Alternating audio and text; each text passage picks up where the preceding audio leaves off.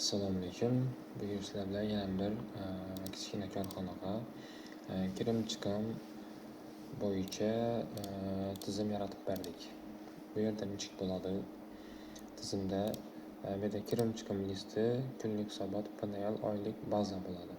Bizlar asosan boshda bazada ishlaymiz. Bazada to'lov turlarini yozamiz, xarajat turlarini yozamiz, xodimlarni yozamiz. Soliq imtiyozini tushuntirib o'taman. Oylar kerak bo'ladi. Hop. Bedena sana, kirim-chiqim, to'lov turi, to'lov maqsadi, xodim, oy, izoh. Beda sanani yozadi.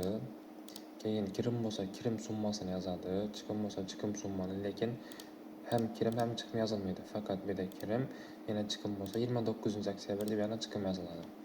Hop, kirimda shuni paymedan naqd puldan bo'lgan. Beda ozgina o'zgarish ish haqidan kirim bo'lmaydi. Misol uchun majburiy badaldan bo'ladi. Endi misol aytib ketganman beda. Hop, beda hisob raqam buni o'chirib turamiz. Oktyabr. Hop, shu tarzda kirizib chiqiladi bundan. Har bir operatsiyalar. Endi bu kichkina korxona bo'lgani uchun. Hop, keyin beda nechik bo'ladi? Beda kunlik hisobot degani bor. Kunlik hisobotdan sanadan sanagacha tanlash mumkin. Misol 29-oktyabrdan 1-noyabrgacha ko'ramiz. 1-noyabrgacha.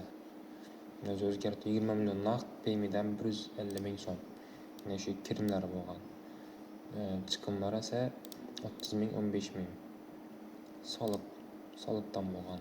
Bedena 30 ming, 15 ming, 45 chiqib turibdi. Hop, endi oylik qismi bor beda. Oylik qismida yana oylikni yozib ko'rsatganman.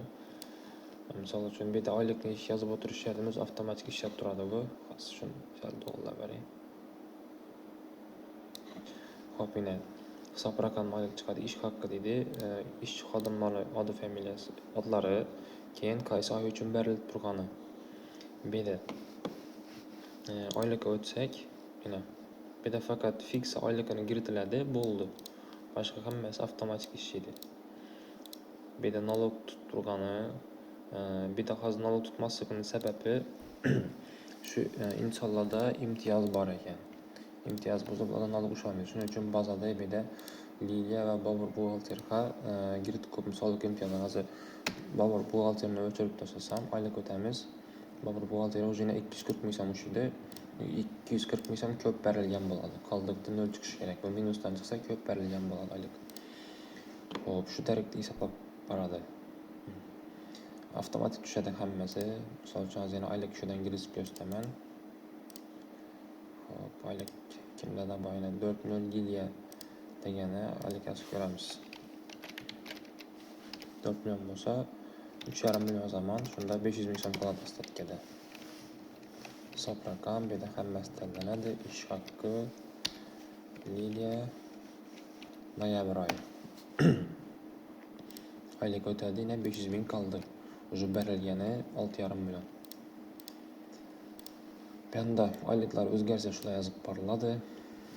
Hop, keyin panel отчёты bor edi. Panel отчётini bu misol uchun 2025-yilda tushumlar va chiqimlar bo'yicha ma'lumot berib turadi.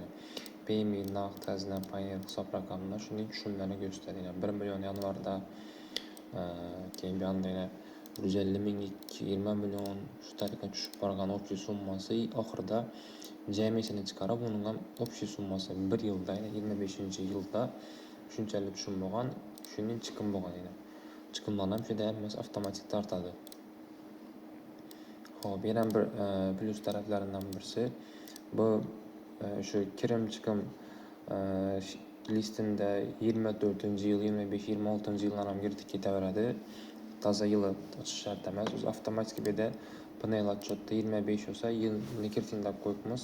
2024 ni bo'lsa, 24 ma'lumotlari chiqadi yana. O'zgarib turadi avtomatik o'zi. 24 dan jami kirim 20 million, jami chiqim 870 ming so'm bo'lgan. Shu tariqa ishlaydi bu